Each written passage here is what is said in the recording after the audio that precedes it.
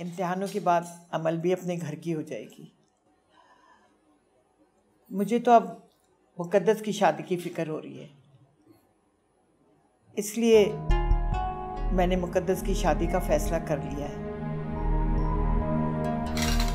और मैं मुक़द्दस का रिश्ता शिराज से तय कर रही हूँ।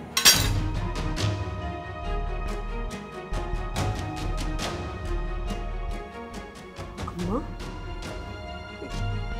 ये शिराज ने जो मेरी बेटी के साथ किया, उसके बाद आप ये सोच भी कैसे सकती हैं अम्मा? जी अम्मा, मुमना बिल्कुल सही कह रही है। मैं मुक़द्दस की शादी शिराज से कभी भी नहीं होने दूंगा। मैं तो उन लोगों के साथ कोई ताल्लुक भी नहीं रखना चाहता।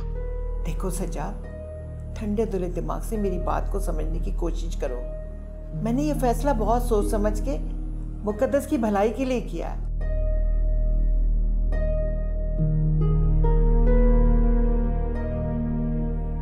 और इसी में हमारे खानदान की इज्जत का भरम भी रहेगा। क्या मतलब? आप कहना क्या चाहती हैं?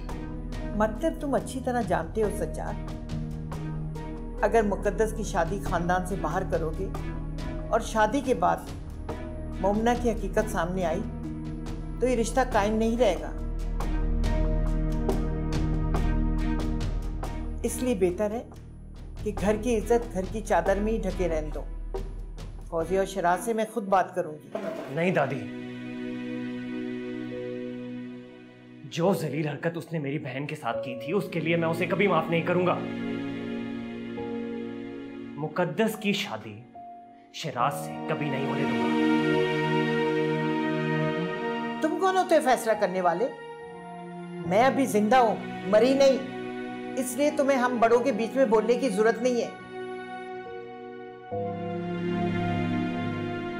मुक़द्दस की शादी कहाँ होगी, किससे होगी, इसका फैसला मैं और सज्जाद करेंगे।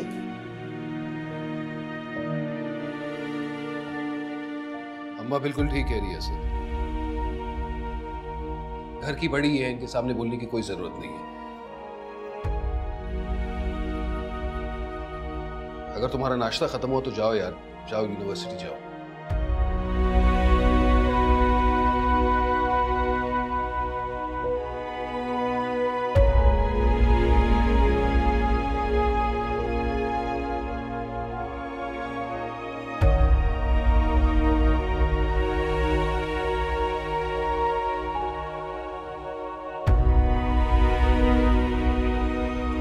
नाश्ता करो।